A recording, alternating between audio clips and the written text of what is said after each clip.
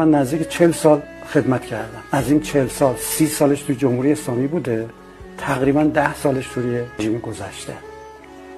اون چیزی که ما از دست دادیم و دیگه نمیشه کاریش کرد، به این سادگی دیگه جمع نمیشه، اون شاخصهایی است که ما قبل از انقلاب داشتیم. فرض میکنیم مثلا توی گردان پروازی ملاک برتری یه خلبان به یه خلبان دیگه این بود که این چند درصد مثلا فشنگ میزنه به سیبل، این راکتشو چقدر نزدیک هدف میزنه، چقدر این توانایی مثلا هدایت دیگرانو داره توی پرواز. اینا شاخص. بعد از انقلاب متاسفانه همه اینا از بین رفت. دیگه شاخص شد فقط تقوایی که نمیشه اندازه‌گیری کرد توی هیچ کس. و اونی که متاسفانه فرهنگ ما ایرانی هست، چاپلوسی.